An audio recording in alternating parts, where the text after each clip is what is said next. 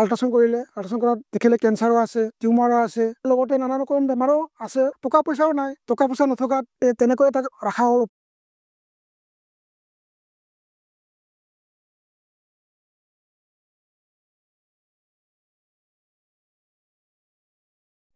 নমস্কাৰ, মোৰ নাম সুনীলাল বসুমতাৰী আৰু মোৰ ভাগিন লাগে ৰাহুল হাজং। তেখেতৰ মানে পেটৰ বহুত অসুবিধা আছিলে। তেওঁ মানে বিদেশত কাম কৰি আছিলে। সেই সময়তে পেটৰ বিষত থাকিব নোৱাৰি তেওঁক মানে ঘৰলৈ অনা হৈছিলে। পিছত মোক মাতা হৈছিলে গাঁৱত, মানে মই ডক্টৰ কৰোঁ। তেওঁ পেটৰ বিষৰ বেছি মানে ভুগি থকাৰ কাৰণে মই তেওঁক চাৰ্জ কৰি পেলাই এনাস্পাছ এটা ইনজেকশ্যন মাৰিছোঁ। মাৰাৰ পিছত মই গাড়ী ব্যৱস্থা কৰি তেখেতক লৈ গ'লোঁ। চিমছ হস্পিটেলত ভৰ্তি কৰা হৈছে। আল্ট্ৰাসাউণ্ড কৰিলে, আল্ট্ৰাসাউণ্ড কৰাত দেখিলে কেঞ্চাৰো আছে, টিউমাৰো আছে, লগতে নানা ৰকম বেমাৰো আছে। তেনেকৈ তাক ৰখা হ'ল, অপাৰেশ্যন কৰা হ'ল। অপাৰেশ্যন কৰাৰ পিছত তেওঁ সুস্থ হ'ল। লেট্ৰিনত যিটো নেকি পাইগৰটো, এইটো মানে এক্সট্ৰা পাৰ্ট কৰা হ'ল আৰু 3-4 মাহমান তুমি মানে এইখিনি প্লাষ্টিকেৰে মানে কিবা কৰি পেলাই কৰি থ'ব লাগিব। আফটাৰ 3 মান্থছ তুমি আকৌ আহিবা কেঞ্চাৰটো ভাল হ'লে, তো সেইটো মানে পিছত মানে এতিয়া এডজাষ্ট কৰি দিয়া হ'ব। চব তেনেকৈ টকা পইচাও নাই, টকা পইচা নথকাত তেনেকৈ আমিও প্ৰায় গাঁৱৰ পৰা কালেকশ্যন কৰি 40,000 মান তেওঁক সহায় কৰিলোঁ। তেওঁ সহায় কৰাৰ পিছত যেনে তেনে হস্পিটেলৰ পৰা ওলাই অনা হ'ল।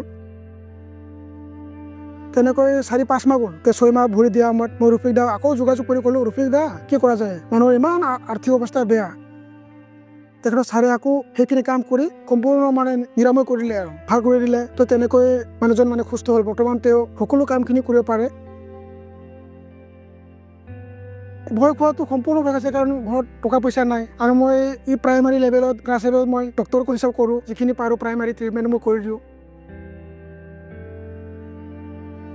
মইহে গাঁৱত ট্ৰিটমেণ্ট কৰা হিচাপত মই নিজেও অলপ হেল্প কৰি পেলাই, আৰু গাঁৱৰ মানুহ এনেকৈ 5,000, 2,000, 1,000, 500 তেনেকৈ যি পাৰে কালেকশ্যন কৰি তেওঁক মানে প্ৰায় 40,000 মানে পুৰা ক্লিয়াৰ কৰি দিলে। আৰু সেইটো লৈয়ে আমি উদ্ধাৰ কৰি আনিলোঁ ফাৰ্ষ্ট টাইমত। নেক্সট পৰ্যায়ত আৰু যাবলৈও নাই, কি হিচাপত ট্ৰিটমেণ্ট কৰিব, যিখিনি আধৰুৱা বাকী আছে। আফটাৰ 3 মান্থছ ছাৰ অকলেতো তোমাক এইখিনি কামটো কৰা হ'ব। এইখিনি কাম কৰি তেওঁ মানে আজি 1 মাহতো নোৱাৰে, 2 মাহতো নোৱাৰে, 3 মাহতো নোৱাৰে, এনেকৈ কৰি প্ৰায় 6 মাহ পাৰ হৈ গ'ল। যেনে তেনে কিবা এটা উপায় কৰি পেলাই আকৌ ৰফিক দা আৰু মই এইখিনি কামটো ছাকচেছ কৰি দিলোঁ। আৰু ছাৰসকলক মানে বহুত বহুত ধন্যবাদ দিছোঁ।